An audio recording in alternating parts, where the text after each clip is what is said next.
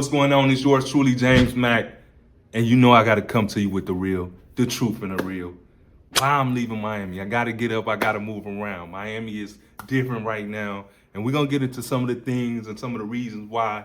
If you decide to move to Miami, it may be a challenge for you. You know, I've been here for about 3 years now. And I think it's time to move on because some things have changed in Miami. We're going to talk about that. Stay tuned and I'm going to let you know where I'm going. In Florida, another city in Florida where I think is really popping right now. I think it's really beneficial. So stay tuned for that. That's coming here just shortly. But let's get into the topics. Why I'm leaving Miami after these couple years. You know, I'm a big advocate of Miami. I talk about Miami all the time. I love Miami. So why do I need to get up and leave? Why do I gotta bounce, as they say? Let me tell you why. First of all, the cost of living. Things have went up so significantly here in Miami. It's crazy. Like, it's just like little things. Like I said, like I always talk about the food. If you look at my other video, the main thing I was stressing is food, how much that costs. You know, every time I go out and get something to eat, which I have stopped kind of like going out all the time, drinks and food is $100 plus for one person. So I need to get into Little Haiti, or I need to go into, you know, Little Havana and get some real, you know, Dominican food or some real food that I can afford. Cook at the house. Now, I'm not saying I can't afford it. I'm just saying, like, you got to be cost conscious when you live in Miami, because you could spin yourself into a situation. You could be at a restaurant and spend $300 and not know you spent $300. You just order food and drinks, and then you know the bill is $280, and you like, I ain't coming to spend $280. You know, the cost of gas is high in Florida, in Miami, and just trying to live that lifestyle is like overwhelming sometimes. Now, I'm not saying, I'm just looking at the bigger picture because I want to be a Floridian and I want to live that life. But right now, I know I see other people coming from Ukraine, coming from these different places that's boiling out of control. And that kind of influences the things that you do. You want to boil out of control too. I want to boil out of control too. You know, I want to be with the Bandman Kebos and all them too. But, you know, let's face reality. That's not the reality of it. You know, some of us got to grind a little bit harder. I thought my YouTube channel was really going to take off. It didn't take off the way it wanted to. I couldn't get the girls together like Fresh and Fit. You know, I tried. You know, some things just don't work for other people. That don't mean God don't got something for you. You know, God got something for me. And he's telling me right now, you need to probably bounce out of Miami and see another part of Florida where you may gain a little bit more popularity. You might, your little car, you know, I ain't got nothing crazy. I got the little Benz, my little Benz. You know, my little essence, my little profile may be more attractive in a place where it's not overwhelming. But the main issue that I face in Miami is business. Now, I love Miami for business, you know, restaurants and stuff like that. It's a cutthroat place. So if you come to start a restaurant or you come to start a food service business or something like that, just know that, man, it's open and closed. It's not, they not playing with you.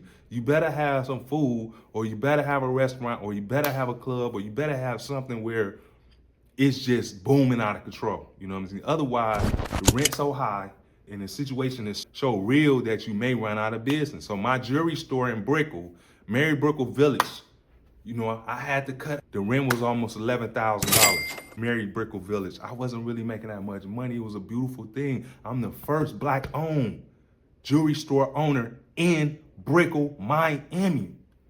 I made history in Miami, but I couldn't maintain it. So we decided to move on to downtown where all the jewelry district at and everything, and be on Flagler Street. Well, what happened with that is a big developer was developing this new jewelry center, you know, inside the old Metro Mall. A lot of people from Miami know about it. If you're not from Miami, they had a big mall downtown. You know, downtown Miami used to be very vibrant. It wasn't desolate like it is, you know, what was, because it's coming back. But it used to be very vibrant. It was the center.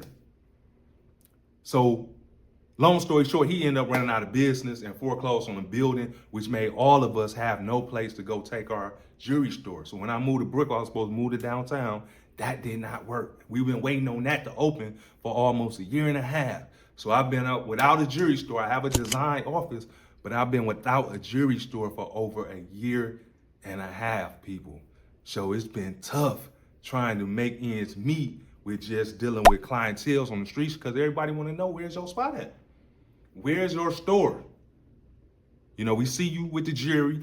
We want to come support you where your store is. In Brickell, I'm going to keep it real. I didn't go hard enough. I did not go hard enough in Brickell. Standing out front and everything, but I just didn't have the support and I didn't have the cash, let's be honest. $11,000 was breaking my pockets every month. At that time, it was like $7,000, you know, but they raised the rent on me and I had to go when it was time to renew my lease. That's the real truth of it. So now I'm looking for a new spot. So the cost of living, you know, when you're doing business, when you live in apartments and everything, my new apartment coming up, I gotta get up out of there. I gotta find somewhere where I can really make it happen. We're gonna get into that. Another thing that I wanna address, and the reason why I'm getting out of Miami, is the traffic.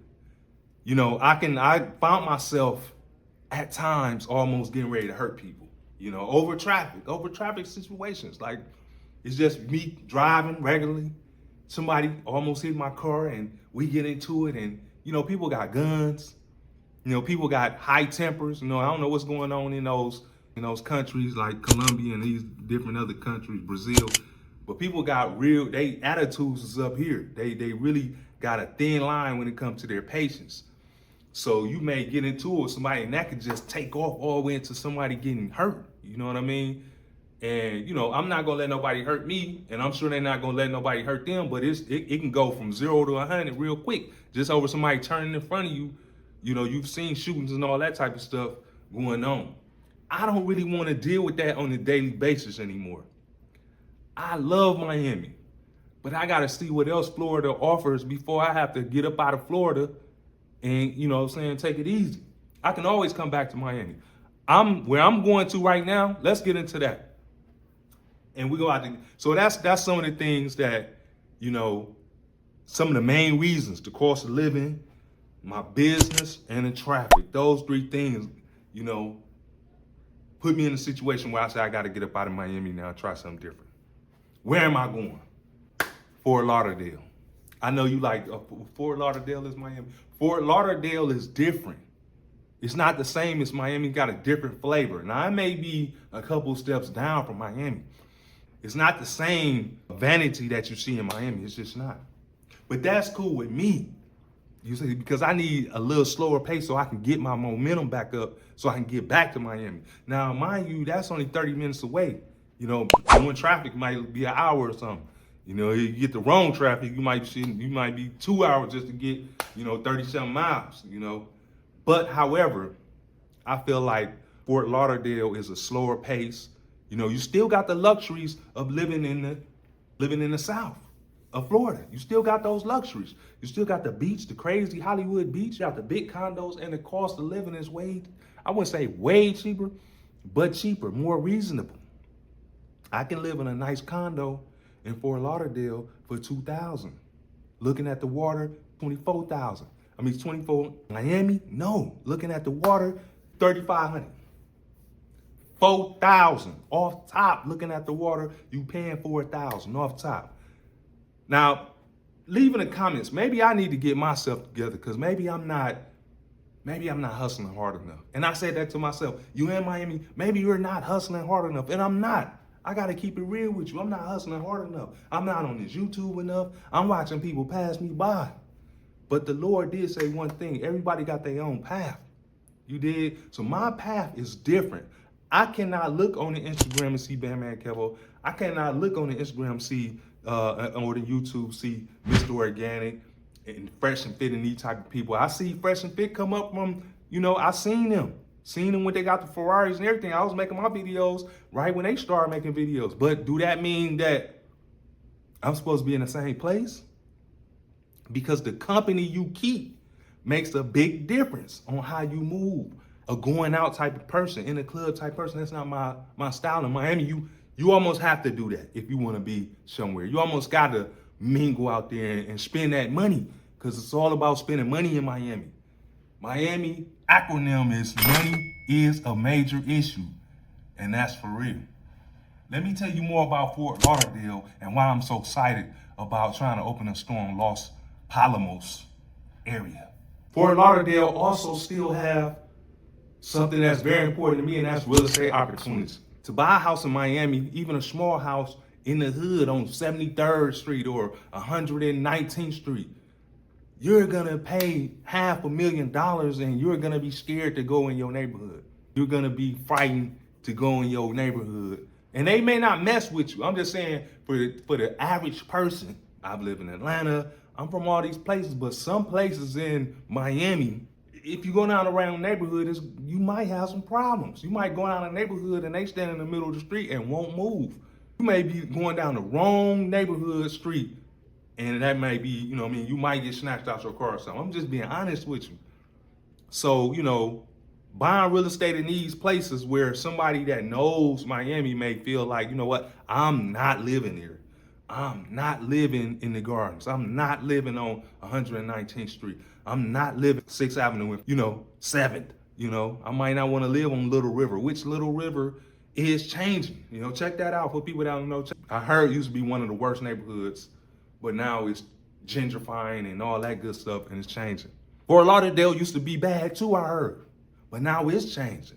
So I still can go buy a house for maybe $350 in Fort Lauderdale and fix it up and put it on Airbnb.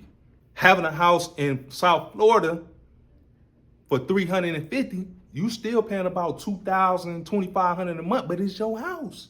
You can do what you want to do with it. That's a lot different than paying $2,500 an apartment, and if you miss 1 month, you out of there. You gone. 15 days, rent late, you gone.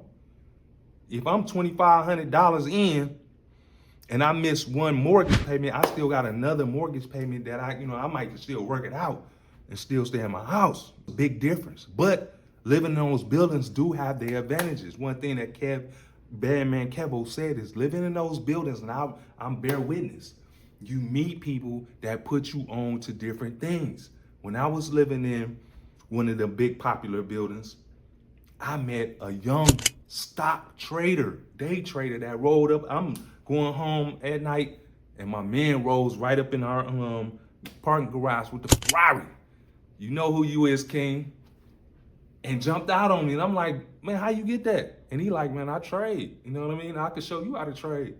And, one of the things, what I say about Miami is you got to spend the money. Because he wanted like 4 stacks to show me how to trade. And kind of like, I pretty much had to pay my way to get in the clique, but I just didn't have 4 stacks to pay him. I'm going to be honest.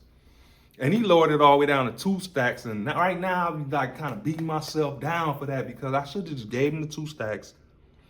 And then I would have been in with those guys. And them guys rolling Ferraris and Lamborghinis and stuff like that, man, on a regular basis, making, $2,000-$3,000 a day, if not more, on trading. And now I'm sitting here still don't really know how to trade, trying, and I don't have no Lamborghini, and I got to get up out of Miami. Like, it's those type of things. I met a lot of people that I really couldn't connect with because I didn't have the material things that I need to say, you know what, I'm here too. I'm here too.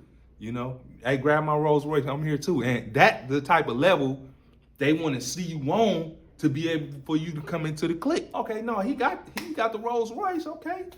You can come on to the party. Let me get back to Fort Lauderdale. Miami got a lot of flooding. Fort Lauderdale got a lot of flooding too, but it's not as bad, and Fort Lauderdale prices are still reasonable. I know I'm all over the place, but I want to give you everything from my heart. I hate just reading off a piece of paper or something. Like, I'm giving you this real talk like me and you talking right now. I want you to feel like me and you talking right now. Fort Lauderdale give you that flavor where you can mix it up a little bit and then you can go back to Miami and put on and do what you got to do. The women in Fort Lauderdale is a little bit more down to earth from my perspective.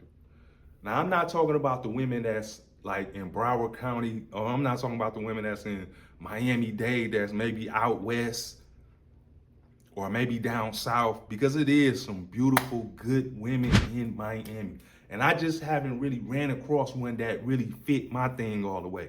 But in Fort Lauderdale, it's some hidden gems, you hear me? That really is laid back, low key in the cut that, you know what I mean? Like, they not really about that fast lifestyle. And, they're a little bit more approachable, especially the Latin women in Broward County. Somebody told me that too. Like, you got to go up north. That's where they're a little bit more down to earth. And they're not as go get it, as money hungry, driven, as they are in Miami. Because in Miami, I wasn't really getting that much love from the Latin women, I'm gonna be honest.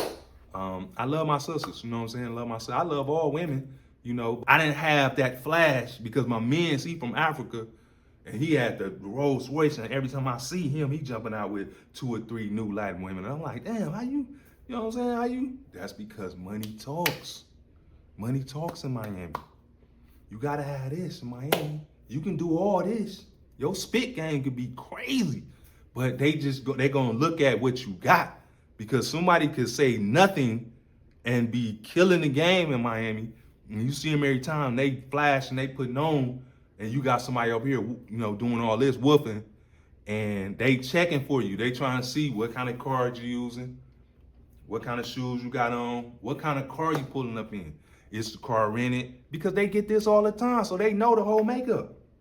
Are you a regular? Because if you a regular, you come in there and you woofing, hey, we know him. You know, he come all the time. He really got that bag like that. He's slapping down the Black Platinum American Express card. You know what I'm saying? He good. And then you got people, you know, like myself, and I'm just a common guy that's trying to make it. And I'm like, they like, man, you know, you cool and everything, but, you know, we hear your business. We gonna support you, that's cool, but, you know, get out of here. You're not spending no money. Beat it. You're not spending no money. So let's think about that. And that's some of the reason why I got to get up out of Miami, at least for a little while. I'm coming back when my store is ready, because we're still opening a store in Miami, another one, but they still working on the building. It's still not ready yet. And I'm just spinning my wheels in Miami right now. It's beautiful. I love it. I'm trying to do content. I'm trying to get my YouTube thing up. But like I said, I don't really have the money really to splash like that. You know what I mean? So if y'all got any advice, let me know. I got a beautiful network of Black African professionals, African American professional people that's behind me. Shout out to Miss Bill and everybody down there.